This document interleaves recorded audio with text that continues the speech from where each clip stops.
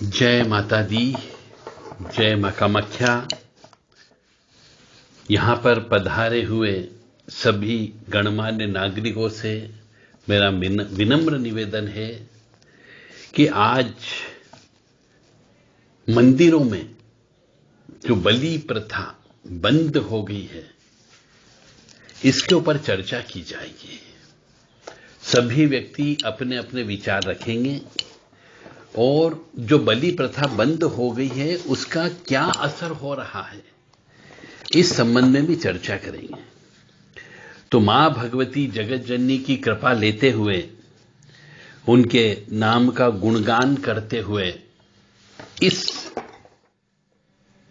तथ्य के ऊपर चर्चा की जाएगी कि बलि क्यों देना चाहिए और बलि क्यों नहीं देना चाहिए, और मां को बलि क्यों अत्यंत प्रिय होती है, और आज भी गांव में बलि क्यों दी जाती है जबकि शहरों में बलि देना बंद कर दी गई है। तो मां भगवती आद्य शक्ति काली, क्रीम कालिकाय नमः, क्रीम कालिकाय नमः, ओम क्राम क्रीम क्रूम कालिकाय नमः, नमो देव्यै महादेव्यै शिवाय सततम नमः, नमः प्रकृते भद्राय निहितः प्रणताय स्मता। हे शिवा, हम बारंबार तुझसे माफी मांगते हैं, कान पकड़ते हैं। ये मनुष्यों को बोलना चाहिए जो बलि नहीं दे पा रहे हो, चाहे वो कंकाली काली हो, चाहे वो भद्रकाली हो, चाहे चामुंडा हो, चाहे चंडी मां हो, चाहे शमशान काली हो, चाहे महाकाली हो, चाहे गुह काली हो, जो भी काली स्वरूप में है, जीवान बाहर निकली हुई है, वो सब काली मां के रूप वाली है और उनको बलि अत्यंत आवश्यक है।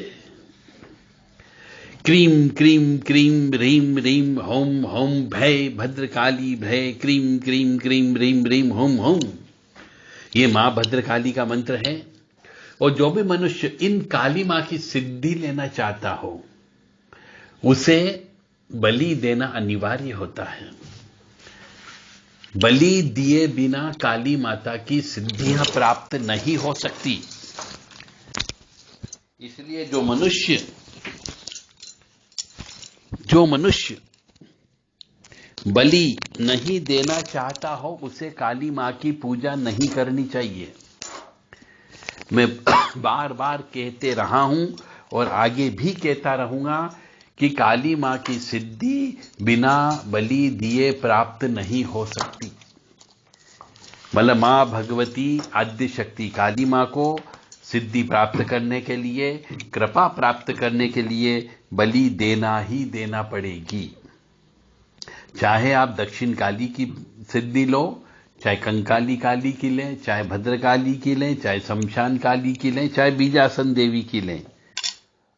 पापों का नाश करने के लिए, सिद्धियां प्राप्त करने के लिए, धर्म अर्थ काम मोक्ष प्राप्त करने के लिए बलि तो देना पड़ेगी। बलि का मतलब होता है सेक्रीफाइस, त्याग करना। क्रीम क्रीम क्रीम रिम रिम होम होम गुह काली के क्रीम क्रीम क्रीम क्रीम रिम रिम होम होम। तो इस प्रकार से ये चाहे गुह काली का मंत्र हो, चाहे दक्षिण काली का हो, चाहे भद्रकाली का हो, कंकाली काली का हो, आधार शक्ति का हो, महाकाली का हो, बलि देना अत्यंत आवश्यक होता है। ओम ह्रीम क्लीम कपालिनी कंकालिनी भकार दध स्वाहा, ओम ह्रीम क्लीम कपालिनी कंकालिनी भकार दध स्वाहा, ओम ह्रीम क्लीम कपालिनी कंकालिनी भकार दध स्वाहा, ओम ह्रीम क्लीम कपालिनी कंकालिनी भकार दध स्वाहा। तो ये कंकाली काली का मंत्र है। जो व्यक्ति इस मंत्र के जप कर लेता है, बलि दे देता है, नवरात्रि में एक मंत्र केवल ओम ह्रीम क्लीम कपालिनी कंकालिनी भकार दध स्वाहा, इसके 1,00,000 मंत्र जप कर लेता हो नवरात्रि में, और दशांश हवन करके एक बलि दे देता है, तो इस 9 दिन में ही उसको मां भगवती कंकाली काली की कृपा प्राप्त हो जाती है। परंतु ये मंत्र जो जप किया जाता है, ये शमशान के अंदर बैठकर के जप करना चाहिए और जलती हुई चिता देख करके जप करना चाहिए। तो इससे, और जो चिता होती है उसी में ही हवन करना चाहिए, चिता की अग्नि से ही हवन करना चाहिए, चिता की लकड़ी के ऊपर ही हवन करना चाहिए। तो 9 दिन 9 रात में, केवल 9 रात्रि में ही आपको सिद्धि प्राप्त हो सकती है। किसी के पास भटकने की आवश्यकता नहीं है। परंतु यह अवश्य ध्यान रखें, बलि देना अत्यंत आवश्यक है। आज हमारा टॉपिक है कि बलि क्यों देना चाहिए साधक मनुष्यों को जो काली मां की सिद्धि चाहते हैं, जो भूत प्रेत पिचास चुड़ैल डाकन जिन जिन्नात इनको हटाना चाहते हो, इनके हटाने की पावर चाहते हो, परोपकार करना चाहते हो, तो भी आपको बलि देना अत्यंत आवश्यक है। और जो हम उपाय बताते जा रहे हैं बीच बीच में, उस प्रकार की साधना करना अत्यंत आवश्यक है। चाहे वो चंडी हो, चाहे वो चामुंडा हो, चाहे वो उग्र चंडिका हो, सब में बलि देना अत्यंत आवश्यक होता है। काली मां के अधिकतर मंत्र शाबर मंत्र चलते हैं। तो शाबर मंत्रों में भी आपको जहां पर भी आपने दुहाई दी, तो आपको, दुहाई का मतलब होता है कसम, और कसम दी आपने तो आपको बलि देना जरूरी है। शराब भी देना जरूरी है, बलि भी देना जरूरी है। तो काली माता के मंत्रों को आजमाने के लिए प्रयोग कभी नहीं करें, क्योंकि उसका कभी कभी विपरीत असर भी हो जाता है। तो जो भी काम करें गुरु के निर्देशन में करें, गुरु के आदेश लेकर के करें, गुरु के सानिध्य में करें, तो इसका पूर्ण रूप से आपको फायदा मिल सकता है। और जो व्यक्ति प्रतिदिन काली मां के कोई भी एक मंत्र जिसकी साधना करना चाहता है, कृपा चाहता है जिस मां की, उसकी रोजाना ब्रह्म मुहूर्त में उठ करके, सूर्य उदय हो उसके पहले पहले 5 माला रोज जप कर लेता हो, या फिर रात को 12 से 4 के बीच में 5 माला रोज जप करता, उसके बाद सोता हो, तो उसे 365 दिन लगातार करता हो, तो उसे 1 साल के अंदर देवी कृपा अवश्य प्राप्त हो जाती है। कोई लोग कहते कि साहब महीने भर कर लो तो सिद्धि मिल जाएगी, 41 दिन कर लो तो सिद्धि मिल जाएगी, ऐसा सब वो गलत बोलते हैं। प्रैक्टिकल करके देखो तब समझ में आती कि सिद्धि कैसे प्राप्त होती है। सिद्धि ऐसे ही प्राप्त नहीं होती है, उसके लिए बहुत पापड़ बेलना पड़ते हैं, बहुत त्याग करना पड़ता है, बहुत सेक्रीफाइस करना पड़ता है। और बलि को भी सेक्रीफाइस बोला जाता है।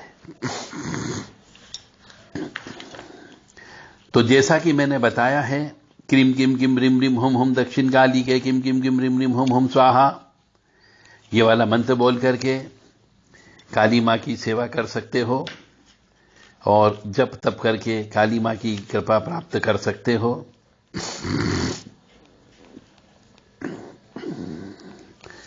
काली मां की मंत्र दीक्षा किसको नहीं देना चाहिए? काली मां की दीक्षा हर किसी को नहीं दी जा सकती। जो शठ मनुष्य हो, झूठ बोलने वाला हो, क्रूर कर्म करने वाला हो, मूर्ख हो, छल कपट करने वाला हो, चेहरे पर तेज नहीं हो, कहीं दोष हो, पिछले जन्म के पाप कर्म हो, तो उनको मंत्र दीक्षा नहीं देना चाहिए। तो देव राधा ट्रस्ट सत्यवाणी चैनल के द्वारा जो भी व्यक्ति मंत्र दीक्षा चाहते हैं, पहले अपनी जन्म पत्रिका चेक करवा लें। जन्म पत्रिका चेक कराने के बाद में यदि आपकी पत्रिका ऐसी लगेगी कि आपके इसमें पाप कर्म कम है, कहीं दोष नहीं है, तो आपको ये काली मां के मंत्रों की दीक्षा दी जा सकती है, अन्यथा नहीं दी जा सकती है। तो जब भी आप कोई मंत्र दीक्षा लेना चाहते हो तो पहले जन्म पत्रिका चेक करा लें और पाप कर्म यदि है जीवन के पिछले जन्म के कर्म के अनुसार, तो पहले उन पापों का प्रायश्चित करें, उन पापों की पूजा करवाएं। अब पापों की पूजा, जैसा पाप कर्म किया होगा वैसी पूजा करना पड़ती है। काल सब दोष की पूजा करना पड़ती है, नाग दोष की पूजा करना पड़ती है, अखंड रामायण का पाठ कराना पड़ता है, श्रीमद् भागवत कथा पुराण का पाठ करवाना पड़ता है, कम से कम 108 बार रुद्र अभिषेक कराना पड़ते हैं, तब जाकर के पापों का नाश होता है। तो जब तक ये पापे रहते, देखा जाए कि कौन से पाप कर्म हैं और उनके लिए कौन सी पूजा आपको उससे कराना होगी, वो सब पूजा कराने के बाद में आपको मंत्र की दीक्षा दी जा सकती है, अन्यथा इससे पहले नहीं दी जा सकती है। उदाहरण के लिए, जैसे एक सुंदर कोई भी बीज है उसको जंगल में डाल देते हैं, तो वैसा ही अनुपयुक्त या अनाड़ी व्यक्ति को मंत्र देना निष्फल होगा। तो कम से कम 1,00,000 मंत्र तो जप करना ही पड़ेंगे, तभी पापों का नाश होता है। तो पिछले जन्म के पापों का नाश करने के लिए मंत्रों का जप करना चाहिए, काली मां के मंत्रों का जप करना चाहिए, तो पापों का नाश हो जाता है, जिससे उनकी कृपा प्राप्त होती है। अशुद्ध अवस्था में स्त्री को मासिक धर्म की अवस्था रहते हुए, सूतक पातक अवस्था रहते हुए, मृत्यु की सूतक रहते हुए, या फिर बच्चे के पैदा होने का सूतक रहते हुए महामाया का पूजन नहीं करना चाहिए। और दांत, आपके यदि दांतों से खून निकल रहा हो तो भी मां भगवती का स्मरण नहीं करना चाहिए। जांघ के ऊपर भाग में क्षति हो जाए तो नित्य कर्म भी नहीं करना चाहिए। जांघ के ऊपरी भाग में यदि क्षति या खून निकल जाए तो नित्य कर्म भी नहीं करना चाहिए। सूतक में, छोर कर्म में, मैथुन में और जहां धुआं ज्यादा होता हो वहां पर शमशान में नित्य कर्म नहीं करना चाहिए, इनका त्याग देना चाहिए।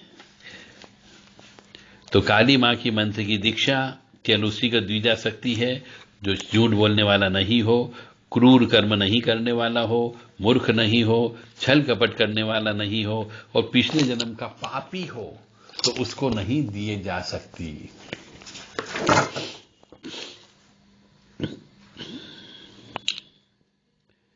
जिसको ज्यादा भोजन करता हो, जिसने उल्टियां कर ली हो, कपट कर लिया हो, तो ऐसे मनुष्य को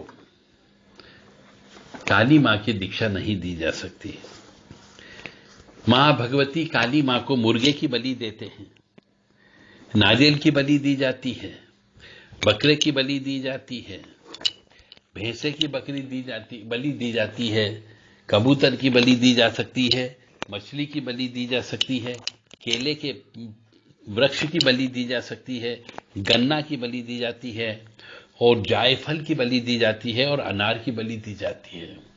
इतने सारे बलि देने के मां के विधान हैं, तो क्यों मनुष्य जो है बलि क्यों नहीं देता, तो क्यों मां की कृपा प्राप्त नहीं करता, ये आज तक अभी तक समझ में नहीं आया है। तो मां को बलि देने के लिए पहले सर्वप्रथम मां भगवती की 16 उपचार पूजा करना चाहिए। अब 16 उपचार पूजा आपको नहीं मालूम कैसे होती हो तो देव राधा ट्रस्ट से आप प्राप्त कर सकते हैं कि 16 उपचार पूजा कैसे की जाती है।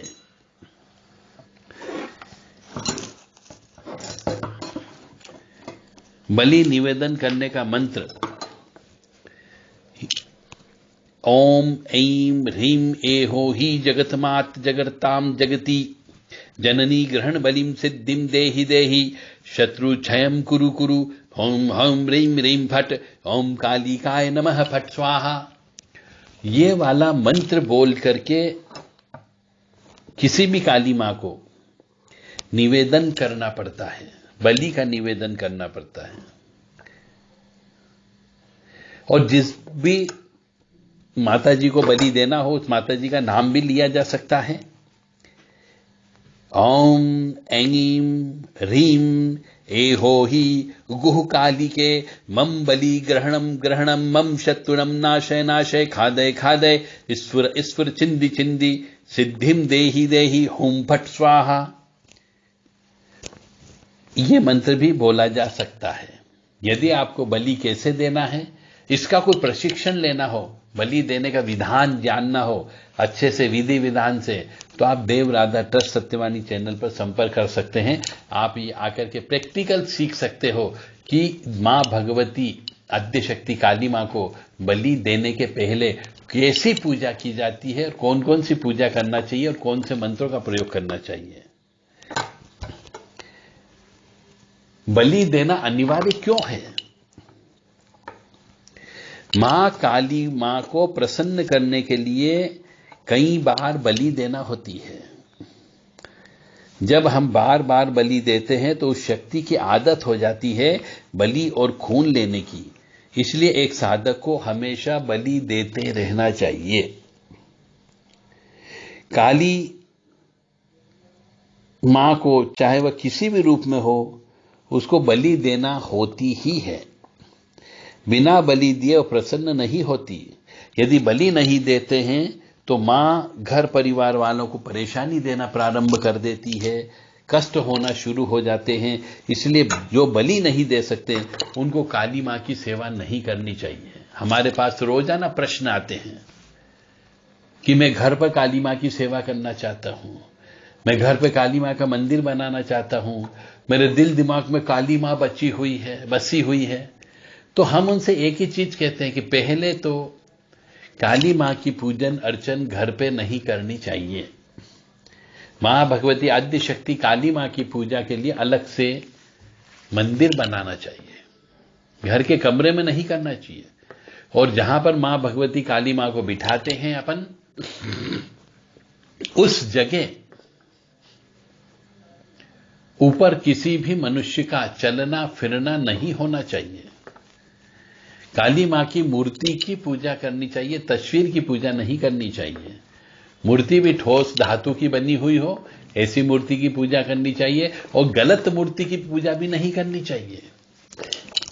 पत्थर की मूर्ति की पूजा आप कर सकते हो, पर केवल मूर्ति पूजा से काम नहीं चलेगा। आपको मूर्ति पूजा के साथ साथ उसमें चल प्राण प्रतिष्ठा भी कराना पड़ती है। या तो आप काली मां के मंदिर बनाइए, अपनी स्वयं की जमीन खरीदिए, उसके ऊपर मंदिर बना करके उसमें काली मां की पूजन अर्चन करेंगे तो आपको फल की प्राप्ति होगी।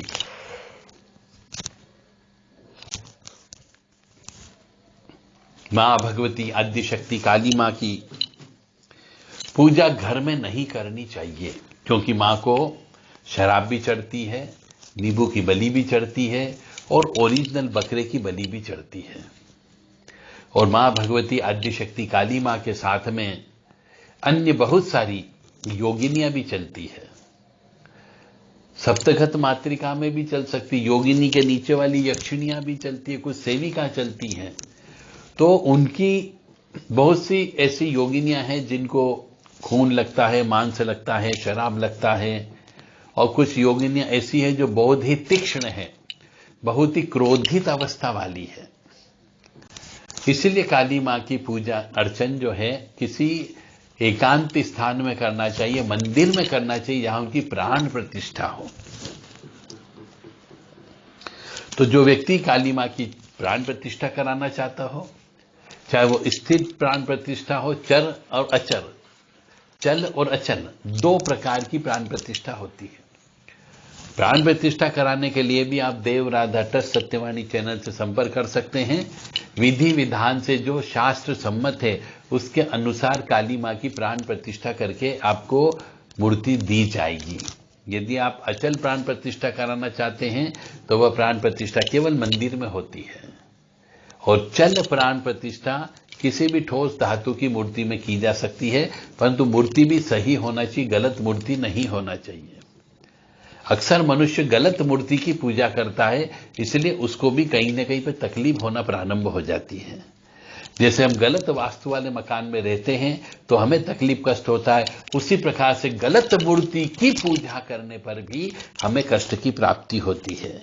तो काली मां की पूजा हमेशा सही मूर्ति की पूजा करें, जिसमें एक पैर शिवजी पर रखा हुआ है और एक पैर पृथ्वी पर रखा हुआ है। इसका बहुत बड़ा महत्व है। काली मां के कितने हाथ होना चाहिए, कितने उसमें अस्त्र शस्त्र होना चाहिए, यह भी देखना बहुत इंपॉर्टेंट होता है। तो काली मां की पूजा में बलि देना अनिवार्य होता ही होता है और मां को खून का खप्पर भरना पड़ता है, क्योंकि मां असुरों का खून पीने की अभ्यस्त है और वो असुरों का खून पीती है।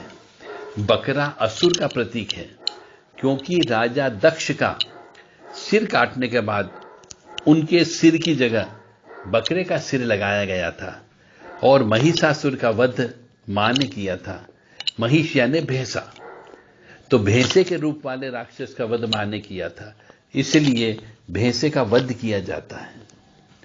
तो रक्त बीज का लहू जो है मां ने पी लिया था, तब से मां को खून की बलि दी जाने लगी, बकरे की बलि दी जाने लगी, खून पिलाया जाने लगा। तो जो खप्पर होता है वो खून से भरा हुआ होना चाहिए। यही खप्पर मां भगवती को चढ़ाया जाने लगा है। यह प्रथा है, यह परंपरा है, यह रीति रिवाज है, यह मान्यता है। तो जो भी साधक काली मां की साधना करना चाहता है या काली की साधना करना चाहता है, उसे मां काली को बलि के रूप में भेंट अवश्य देना होती है, तभी साधना में सफलता मिलती है, अन्यथा नहीं। अब कोई व्यक्ति कहेगा कि साहब मैं तो बहुत गरीब हूं, बकरे की बलि नहीं दे सकता, तो अपना खून की एक एक बूंद लगातार 41 दिन तक काली मां को भेंट करें, क्योंकि काली रक्त की प्यासी है, उसे आत्मा चाहिए, क्योंकि वह विध्वंसक है। उसके सामने किसी का विध्वंस करके ही प्रसन्न किया जा सकता है। रक्त जो है वह ऊर्जा का प्रतीक होता है, क्योंकि लाल है, खून है, यही रहस्यमय ज्ञान है।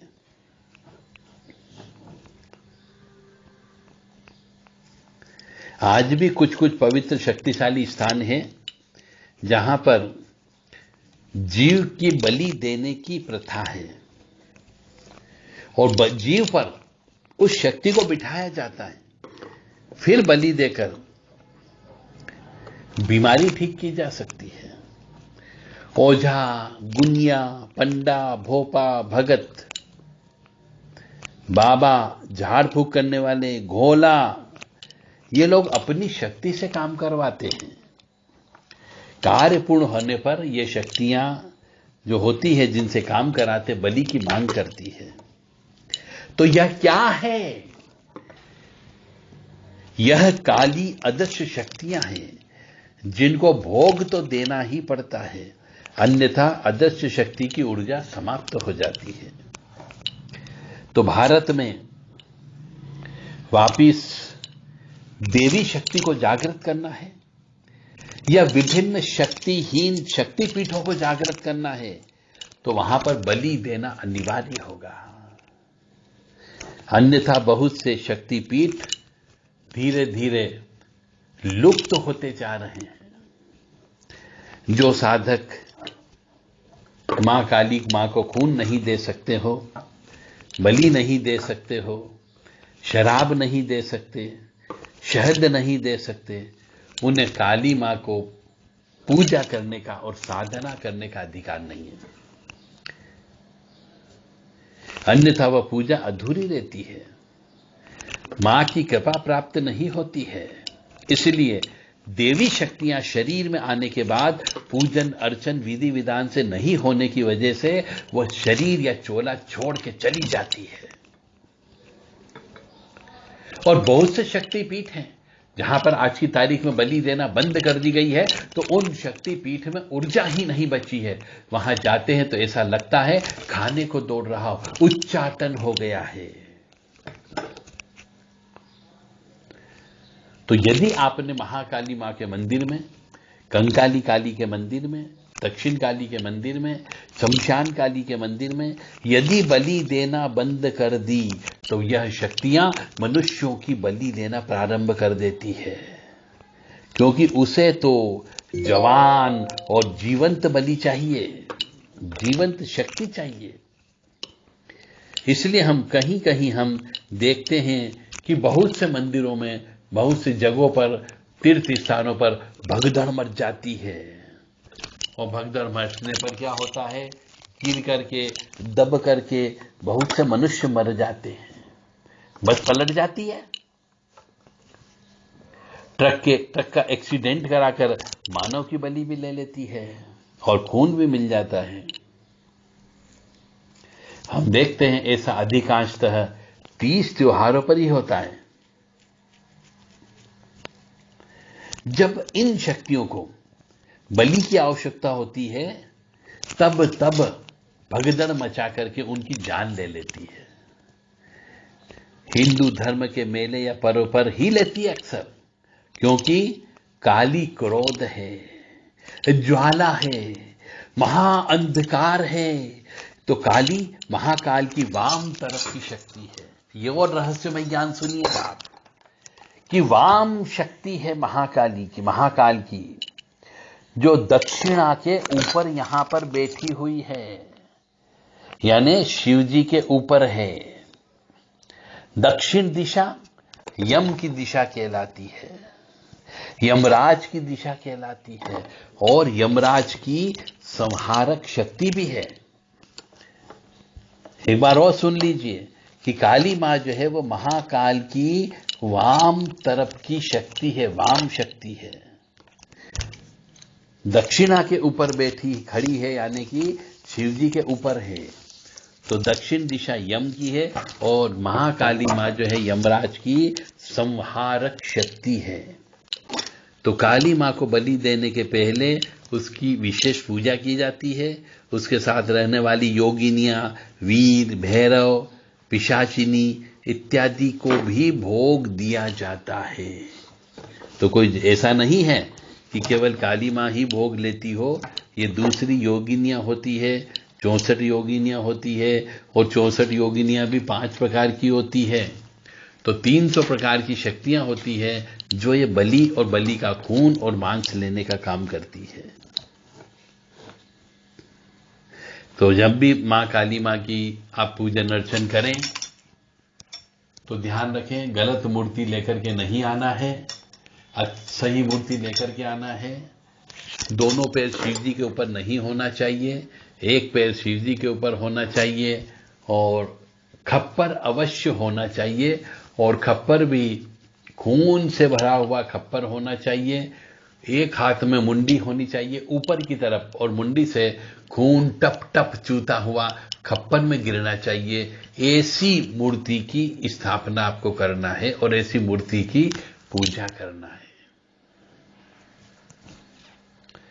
काली मां को बलि क्यों पसंद है? कुछ लोग हमसे प्रश्न करते हैं कि आप बलि बहुत देते हो, तो मां काली को खून क्यों चढ़ाया जाता है? मां काली मां की लाल जिह्वा ही क्यों है? काली मां को बलि क्यों दी जाती है? वास्तव में बलि का अर्थ क्या? और हिंदुओं की बहुत सी जो शक्तियां हैं, 51 शक्तिपीठ की बहुत सारी शक्तियां जो है, यह शक्तिहीन होती जा रही है। इसका क्या कारण है कि वहां पर लोग बाग नहीं पहुंच रहे हैं, मनुष्य नहीं पहुंच रहे, वहां मन्नत मांगते तो काम पूरे नहीं होते हैं? तो इन सब के पीछे का कारण क्या है? तो इन प्रश्नों का उत्तर के लिए आपको यह समझना होगा कि वास्तव में काली मां है क्या। बहुत गहराई में आपको जाना पड़ेगा। यह देवी कौन सी है? आपने सिर्फ काली मां का फोटो देखा है केवल, परंतु उसके रूप का वर्णन नहीं देखा। और काली मां का जो एक पैर है वह शिव जी के छाती के ऊपर रखा हुआ है। वो भी पूरा पैर नहीं रखा, केवल पंजे की कुछ उंगलियां ही टच हुई है, पूरा पैर नहीं है। क्योंकि पैर रखते से ही उनको चेतना अवस्था आ गई थी और जीभ बाहर निकल गई थी उनकी। एक हाथ में खड़ग है, दूसरे में मुंड है, तीसरे में लहू भरा खप्पर है, तो चौथे में वर मुद्रा है। लाल जीभ बाहर निकल रही है और मुंडमाला कभी इधर कभी उधर चल रही है।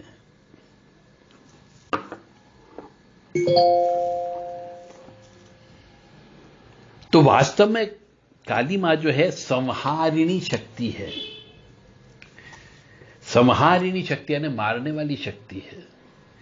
काली जो है घोर अंधकार है। भगवान या ईश्वर अपनी आवश्यकता अनुसार हिंदुस्तान में बने हुए हैं। ईश्वर तो एक है, परंतु उनके रूप अनेक हैं। जैसे किसी को मारक शक्ति चाहिए तो काली मां को पूजना चाहिए, क्योंकि वह संहारक शक्ति है।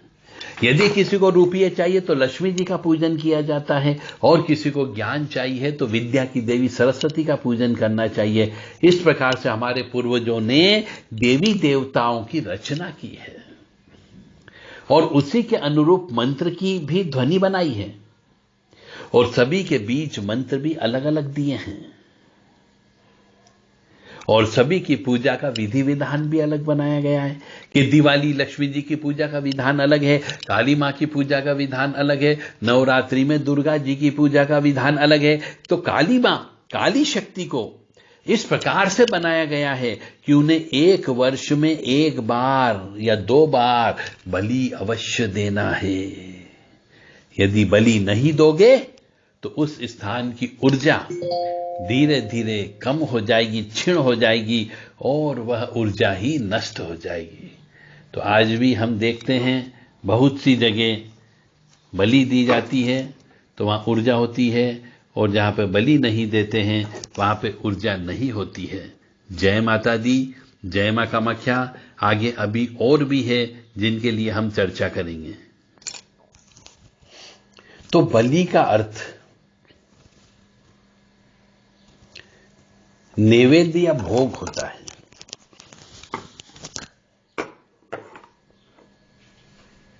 तो बलि क्यों देना चाहिए? इस पे कुछ लोग तर्क, वितर्क और कुतर्क तीनों करते हैं।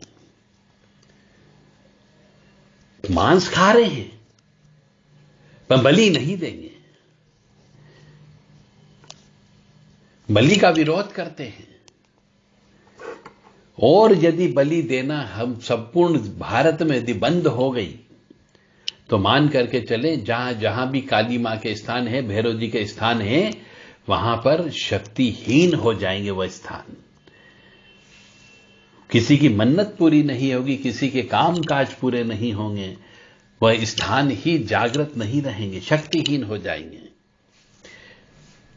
तो जैसे यह शरीर है, रोजाना ऊर्जा प्राप्त करने के लिए भोजन को हम करते कि नहीं करते हैं, और यह शरीर धीरे धीरे बढ़ता है, ठीक उसी प्रकार जो भी काली मां के शक्तिपीठ हैं उनमें यदि बलि नहीं दी गई तो वह स्थान शक्तिहीन होकर के क्षीण हो जाएंगे और शक्ति चली जाएगी। एक मंदिर, एक आश्रम उजाड़ जैसा महसूस होने लगेगा।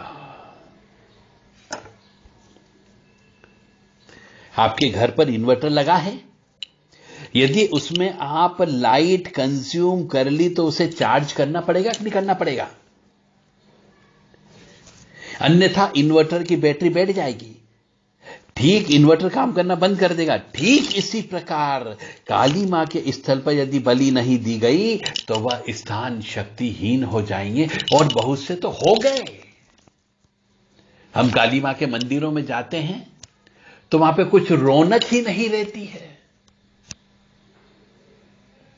जबकि रौनक होना चाहिए। वहां पर बैठ करके सिद्धियां नहीं मिलती क्योंकि वो शक्तिहीन हो गए हैं। तो हम एक उदाहरण और आपको देता हूं, शायद इससे समझ में आ जाए कि आपने आम खाया, आपने मूंगफली दाना खाया, या आपने मूंग खा लिया, आपने चने खा लिए, उड़द खा लिया, या कोई भी पौष्टिक बीज खा लिया। अंततः आपने उस बीज को खा करके उसका जीवन समाप्त कर दिया और अपना शरीर स्वस्थ बना लिया। एक जीवन का अंत किया और दूसरा जीवन बढ़ाया। क्योंकि जो भी चीज आपने खाई, मूंगफली दाने खाए, चाहे मूंग खाया हो, चना खाया, उड़द खाया हो, तो उसके अंदर जान थी, जान। क्योंकि यदि आप खेत में एक चना बो देते हो तो उससे कम 50 चने निकलते हैं। एक मूंग बोने से 50 मूंग की उत्पत्ति होती है, क्योंकि उसके अंदर जीव आत्मा है। और यदि आपने उसको कच्चा खा लिया या गला के खा लिया तो आपने उस जीव की हत्या कर दी, यानी इस मूंग की भी हत्या कर दी, मूंग के अंदर रहने वाले जीव की हत्या कर दी और अपना शरीर बना लिया। यानी एक जीव को तो मारना पड़ा, तभी दूसरा जीव सफल हुआ। तो बलि देने से पूर्व एक विशेष पूजा की जाती है और उसका भी एक विशेष तरीका है। उस तरीके से पूजा करके उस आत्मा को, उस देवता को देकर के शक्तिशाली बनाया जाता है।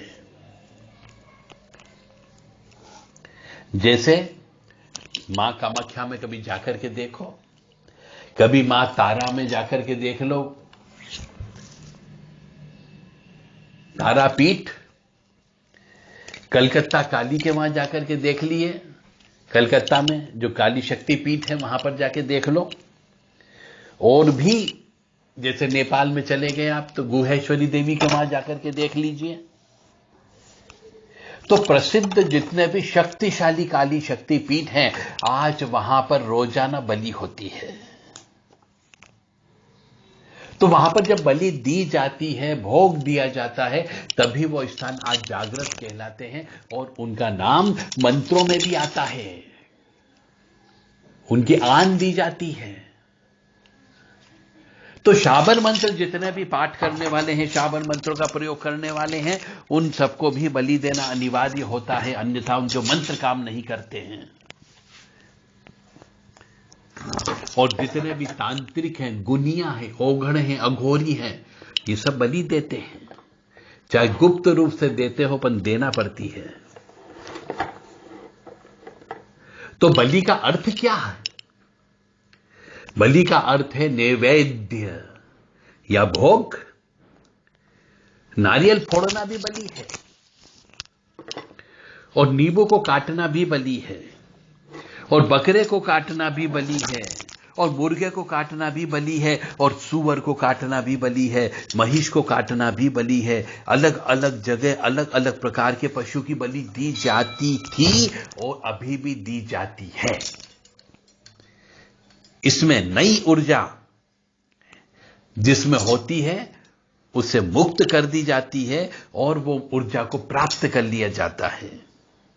शरीर के बंधन से मुक्त करके उसकी आत्मा से काम कराया जाता है या लाभ किया जाता है।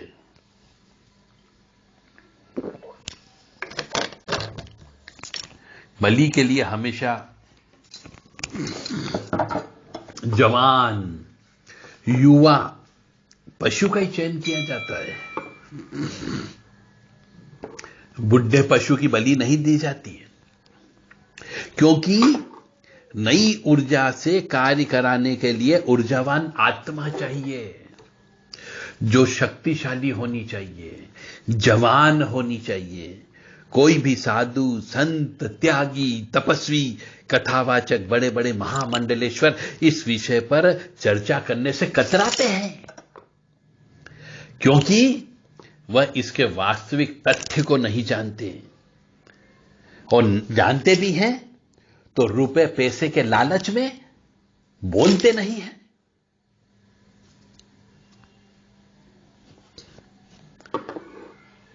यदि आपको भी अपने जीवन में कुछ बनना है तो त्याग करना पड़ेगा, सेक्रीफाइस करना पड़ेगा, यानी बलि तो देना पड़ेगी। किसी न किसी चीज को तो बलि देना ही देना पड़ेगी, किसी न किसी चीज का तो त्याग करना ही करना पड़ेगा।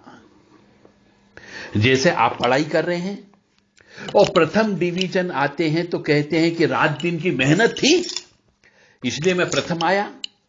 तो रात दिन आपने खेलना, कूदना, मनोरंजन, दोस्त, इन सब की बलि दे दी इन सबको त्याग दिया और पढ़ाई की, तब जाकर के आप प्रथम डिवीजन आए। इसी प्रकार एक मनुष्य अपने परिवार को चलाने के लिए सर्विस करता है या बिजनेस करता है तो सुबह से शाम तक रगड़ता है, मेहनत करता है, सेक्रीफाइस करता है, यानी त्याग करता है अपने समय का। तो उसने समय का बलिदान किया, पूरे जिंदगी भर रगड़ा, जिंदगी भर काम किया, तभी तो परिवार का पालन कर पाया। तो क्या आपके परिवार के लिए जीवन का बलिदान नहीं कर रहे?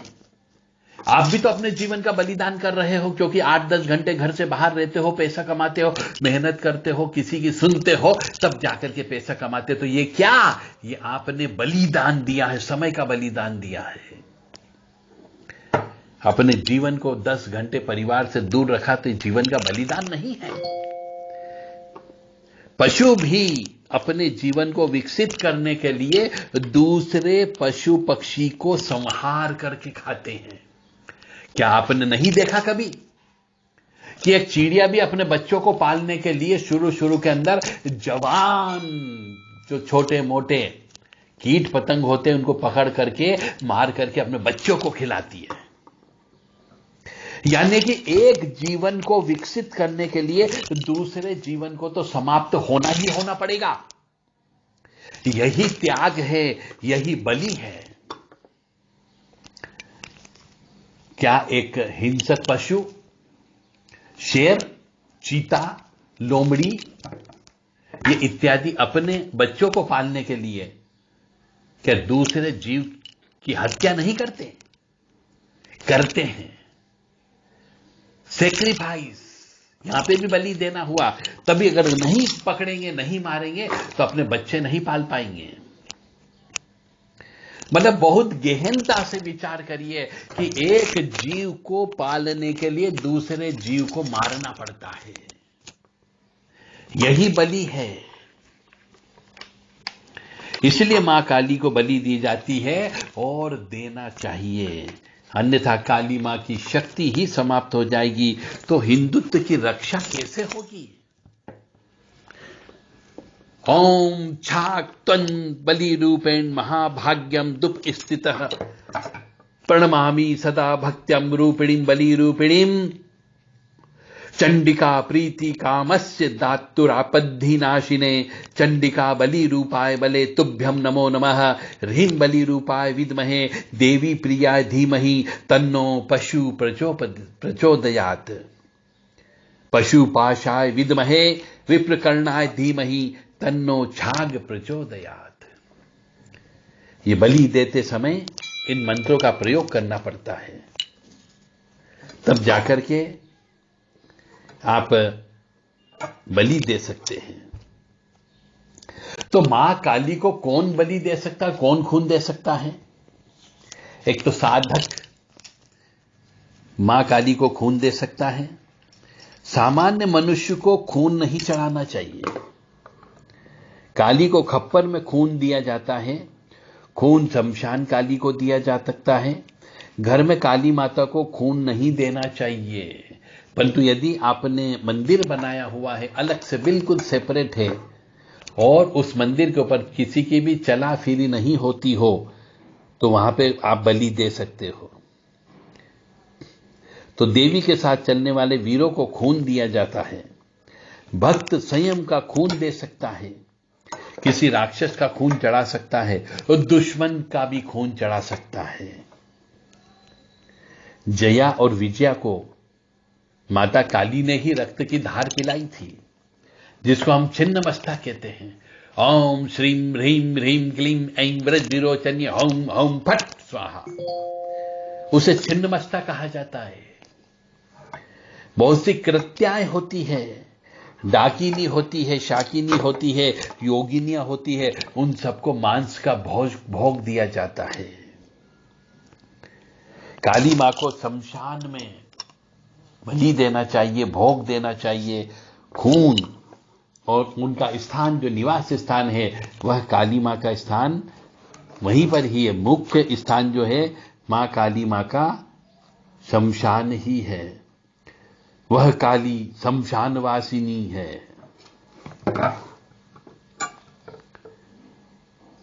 काली मां को मछली का भोग, मांस का भोग भी लगता है। क्रोध संहार की देवी माना जाता है।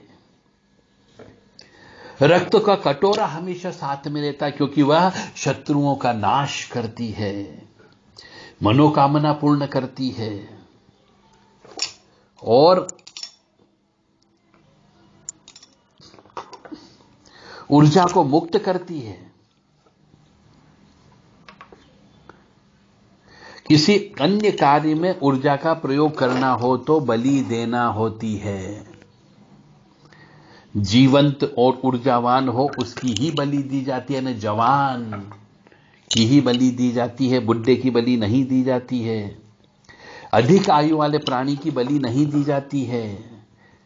प्रकृति जगत से परे है, आध्यात्म जगत से परे है, बौद्धिक जगत से परे है। यह अध्यात्म का विषय जहां से माता की भक्ति शुरू होती है।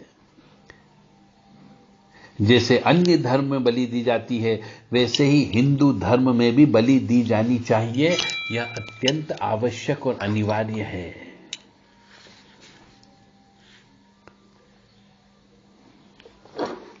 पुराने जमाने में भी बलि दी जाती थी।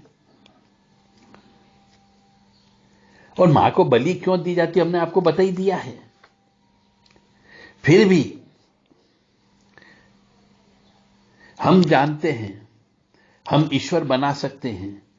अलग अलग मकसद के लिए हमने अलग अलग ईश्वर बनाए हैं और उन्हें जीवित रखने के लिए, आगे बनाए रखने के लिए कुछ विशेष ध्वनियां भी हमने उत्पन्न की जिन्हें बीज मंत्र कहते हैं। और उनके साथ साथ कुछ विधि विधान का भी तैयार बनाई है। इसलिए हमें बलि देना चाहिए। तो काली मां का जो निर्माण हुआ, काली मां की जो उत्पत्ति हुई, काली मां की जो कहना चाहिए वास्तव में आई, वह सिर्फ संहार करने के लिए ही आई है। काली मां के मंदिरों में यदि बलि देना छोड़ देते हैं तो मान करके चलो कि उस मंदिर की धीरे धीरे शक्ति घटती जाएगी और वह नष्ट हो जाएगी, क्योंकि उन्हें उसी तरीके से बनाया गया है। आप मूंगफली मुंह के अंदर डालते हैं तो एक जीवन की बलि चढ़ जाती है, तो दूसरा जीवन बेहतर होता है। कैसे कि एक मूंगफली का दाना आप यदि खाते हो तो आपका शरीर बलिष्ठ होता है, और परंतु एक मूंगफली का दाना यदि जमीन में उगा देते हो तो उससे एक बार में कम से कम 50 मूंगफली उत्पन्न हो सकती है। तो एक मूंगफली के दाने की बलि चढ़ी तो दूसरा जीवन बेहतर होता है, यानी आपका शरीर अच्छा होता है, क्योंकि जीवन के अंदर एक जीवन है, उसके अंदर भी एक जीवन होता है, क्योंकि यहां जो है बस जीवन ही जीवन है।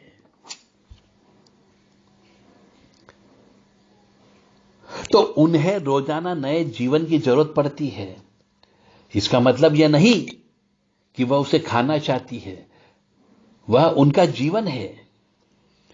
अगर आप उसे वापस ले लें तो यह ऐसा है मानो आपने अपनी बैटरी रिचार्ज नहीं की, वह धीरे धीरे नष्ट हो जाएगी। अगर कोई व्यक्ति वाकई बिना किसी रस्म के, बिना किसी बलिदान के यूं ही चीजों को ऊर्जा प्रदान करने में समर्थ है तो वह उसी तरह काली को सक्रिय रख सकता है, अन्यथा नहीं रख सकता। लेकिन आप इस बात की उम्मीद नहीं कर सकते कि विशेष क्षमताओं वाला कोई ज्ञानी पुरुष आकर के यह सब करेगा। इसलिए परंपरा स्थापित हो गई जिसे कोई भी जारी रख सकता है कि बलि देना चाहिए।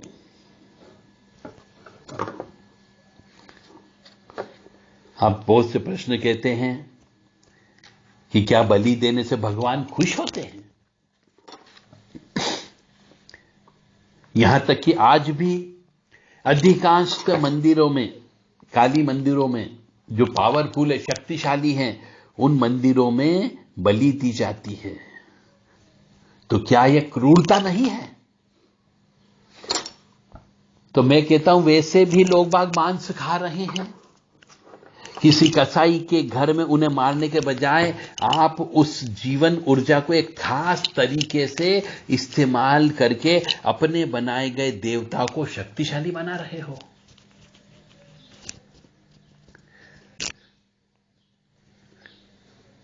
तो सबसे पहले यह समझना पड़ेगा कि बलिदान क्या है।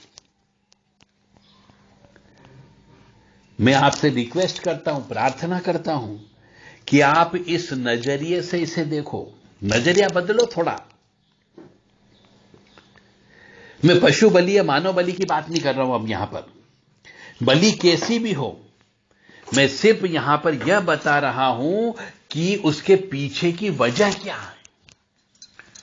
दुनिया के हर हिस्से में पशुओं को और यहां तक कि कई बार इंसान तक की बलि देने का रिवाज कभी न कभी जरूर रहा है।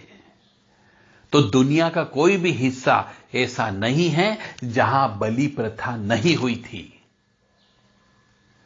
तो एक जीवन को मारने के पीछे का उद्देश्य क्या था? क्या इसमें कोई भगवान खुश होगा? इसका भगवान से कोई लेना देना नहीं है। इसका अर्थ है शरीर को नष्ट करके जीवन ऊर्जा को बाहर निकालना और इस ऊर्जा का एक खाद मकसद के लिए इस्तेमाल करना।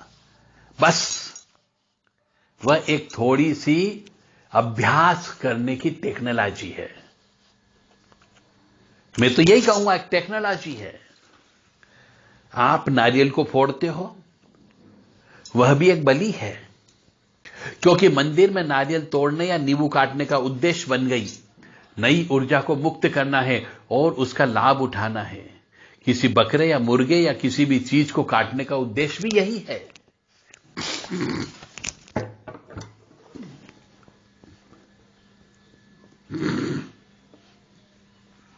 तो बलि हमेशा इस तरह के जीवन को चुना जाता है जो ताजा हो, पूरी तरह जीवंत हो।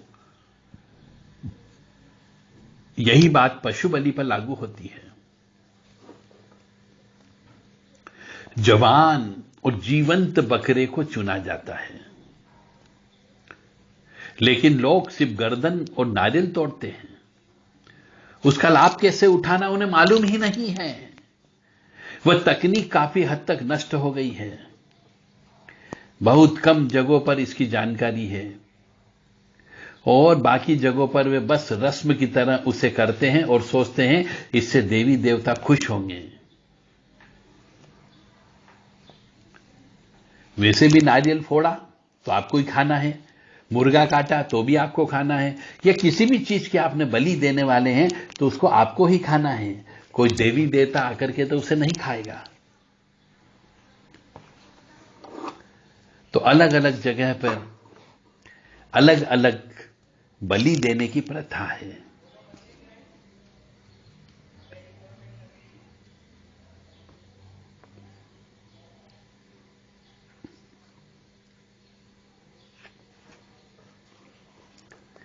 तो अब आपको समझ में आया होगा कि बलि क्यों देनी चाहिए, किस लिए देना चाहिए, किस प्रकार से बलि देना चाहिए। अब एक और बहुत अच्छा सा उदाहरण देता हूं। एक स्त्री जब जवान हो जाती है, एक लड़की जवान हो जाती है,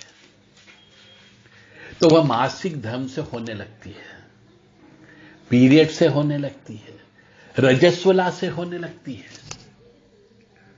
तो रजस्वला से होना क्या है? एक तरीके से बलि है, बलि। एक स्त्री के अंदर जीव आत्मा पैदा करने के अंडे पैदा होते हैं और वह अंडे जब फूट जाते हैं तो खून के रूप में शरीर से बाहर निकलते हैं, उसे ही मासिक धर्म कहते हैं। तो जब वो भी बलि है, इसीलिए रज यानी रज स्त्राव जिसको बोला जाता है, उसमें बहुत ताकत होती है। रजस्वला में अग्नि होती है, अग्नि, साक्षात अग्नि। इसलिए रजस्वला स्त्री को छूना नहीं चाहिए। तो जीवन के किसी न किसी हिस्से को त्यागे बिना आप कोई लाभ नहीं कमा सकते। कहीं न कहीं तो आपको त्याग करना ही करना पड़ेगा। हकीकत तो यह है कि आपके जीवन में अगर कुछ महत्वपूर्ण है ना होना है तो आपको किसी न किसी चीज की तो बलि देना होगी, वरना ऐसा होगा ही नहीं। अगर आप अपने कारोबार में, अपने कैरियर में कामयाब हैं, तो आप जानते हैं कि आपने अपनी जिंदगी उसमें झोंक दी है, वरना ऐसा नहीं होता। क्या आप ऑफिस में अपने जीवन के 8 घंटे की बलि नहीं दे रहे? क्या आप कारोबार बढ़ाने के लिए, अपने कैरियर बनाने के लिए, अपने बच्चों के पालन पोषण के लिए, क्या आप अपना जीवन बलिदान नहीं कर रहे हैं? जीवन तो बाहर कहीं किसी खेत मैदान या किसी गली में है, लेकिन आप कॉलेज में बैठकर मोटी मोटी किताबों को पढ़ते हो। क्या आप अपने जीवन का बलिदान नहीं कर रहे हो? एक लड़की अपने माता पिता को छोड़कर अपने पति के साथ पराए घर चली जाना, क्या यह बलि नहीं है? कन्यादान देना यह भी बलि है। तो जीवन ही जीवन को पोषित करता है। तो जीवन को त्यागे बिना आप जीवन को ऊंचा नहीं उठा सकते। आप उसे कैसे करते हैं, यह आपके ऊपर निर्भर करता है। आप किसी दूसरे जीवन को समाप्त करने जा रहे हैं या आपके लिए कुछ दूसरे साधन ढूंढे हैं, लेकिन जीवन को त्यागे बिना आप जीवन को विकसित नहीं कर सकते। आपको अपने जीवन को विकसित करने के लिए इसी तकनीक का सहारा लेना पड़ेगा। एक और उदाहरण देता हूं, शायद समझ में आ जाए कि आप पेड़ से सेब तोड़ते हैं और उसे खाते हैं, तो आपका शरीर बलिष्ठ होता है। आप एक मूंगफली मुंह के अंदर डालते हैं तो एक जीवन की बलि चढ़ती है, तो दूसरा जीवन बेहतर होता है, क्योंकि जीवन के अंदर भी एक जीवन है, उसके अंदर भी एक जीवन है, क्योंकि यहां जो है बस जीवन ही जीवन है। आपको बस उसे संभालना है। आप उसे कितनी नरमी से, कितनी सूक्ष्मता से, कितनी शक्तिशाली तरीके से उसे संभालते हैं या फिर असभ्य तरीके से निपटते हैं, बस इतना सा ही फर्क है। तो बलि देने के लिए बहुत सारी चीजें का आपको सोचो, विचारो, और वास्तव में आप बलि देते हो पर समझ नहीं रहते हो। तो बलि देते समय जयंती देवी, मंगला देवी, काली देवी, भद्रकाली देवी, कोस्ताय देवी, इन सब का याद करना पड़ता है। चंडिका देवी, बृहस्पति, सरस्वती देवी, उग्रदंतिका, महादंतिका, पृथ्वी, सबको ध्यान करना पड़ता है, बुलाना पड़ता है, और इसकी एक विशेष पूजा करने का विधान है। उस तरीके से खड़क की पूजा होती है, बलि की पूजा होती है, बकरे की पूजा होती है, जो जानवर होता है उसकी पूजा होती है। उसके बाद विधान से मंत्रोच्चारण के द्वारा मां भगवती को भेंट दी जाती है। तो जो भी 10 महाविद्या जो काली स्वरूप है, और जो भी काली मां किसी भी रूप में हो, कोई भी नाम हो, उनको बलि देना अनिवार्य है। चाहे आप धूमावती की उपासना करें, चाहे छिन्नमस्ता की करें, चाहे बगला मां की करें। बहुत से लोग मातंगी मां को सात्विक मानते हैं, बगला मां को सात्विक मानते हैं। ये 10 महाविद्या कोई भी है सात्विक नहीं है, सब तामसिक देवियां हैं, और सबको बलि देना अनिवार्य होता है। बिना बलि दिए आपका कोई काम नहीं होने वाला है। जय माता दी, जय मां कामाख्या।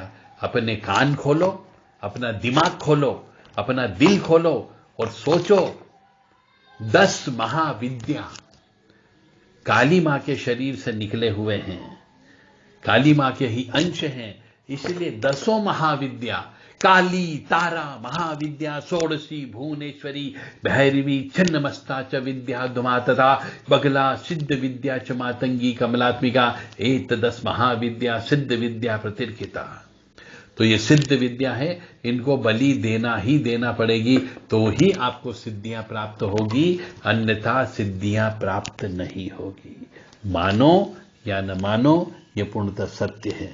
आज मैंने आपको बलि के ऊपर पूर्ण रूप से समझाने का प्रयास किया है कि बलि क्यों देना चाहिए, किस लिए देना चाहिए, क्यों हमारे मंदिरों से ऊर्जा गायब होती जा रही है और दूसरी जगह की ऊर्जा में वृद्धि क्यों हो रही है। क्यों आप दूसरी जगह धागा बांध करके आ जाते हैं तो आपके काम बन जाते हैं, परंतु हिंदू धर्म के मंदिरों में धागा बांधते हैं तो काम नहीं बनता है। इसके पीछे का कारण केवल एकमात्र बलि, हवन। हवन करना भी बलि है। यदि आप हवन नहीं करते हो तो भी बलि नहीं हुई।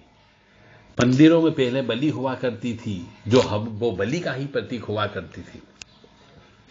तो आप हवन करिए तो बलि के रूप में ही आपको पुण्य की प्राप्ति होगी। जय माता दी, जय मां कामाख्या।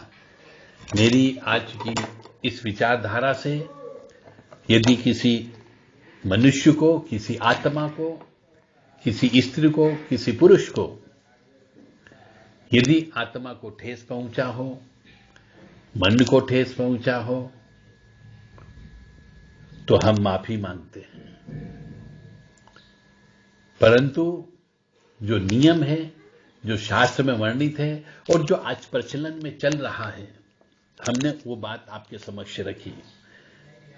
यदि आप काली मां से प्रेम करते हैं, भैरव जी से प्रेम करते हो, कलयुग के दोनों देवताओं से प्रेम करते हो, काली मां की कृपा चाहते हो, तो आपको बलि देना अनिवार्य होगा। अन्यथा काली मां से प्रेम करना बंद कर दीजिए। जय माता दी, जय मां कामाख्या। काली काली महाकाली, काली के पाप नाशिनी, खड़ग हस्ते मुंड हस्ते, काली काली नमस्तुते। राम ह्रीम काली के घोर दृष्टे, रुधिर प्रिये रुधिर पुण्यवक्तरे, रुधिरावृति सनी, मम सर्व शत्रुनम खादे खादे, हिंसे हिंसे, मारे मारे, बिंदी बिंदी, चिंदी चिंदी, उच्चाटे उच्चाटे, द्रावे द्रावे, शो शो शे स्वाहा। ह्रीम ह्रीम काली के मदी शत्रुनम समर्पयामि स्वाहा।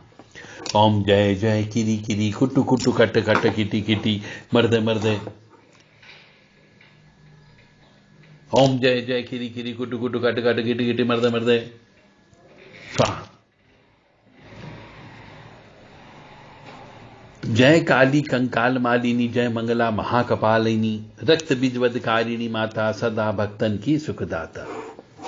तो राम ह्रीम काली के घोर दस्ते, रुधिर प्रिय रुधिर पुण्यवक्ते, रुधिरावृति सनी, मम सर्व शत्रुनम खादे खादे, हिंसा हिंसा, मारे मारे, बिंदी बिंदी, झिंदी झिंदी, उच्चाटे उच्चाटे, दावे दावे, शो शो शे स्वाहा। ह्रीम ह्रीम काली के मदी शत्रुनम समर्पयामि स्वाहा। ओम जय जय किरी किरी, कुटु कुटु कट कट, गिटी गिटी, मर्द मर्द, मोहे मोहे, रम रम, मोहे मोहे, भक्ष्य भक्ष्य, दह दह स्वाहा।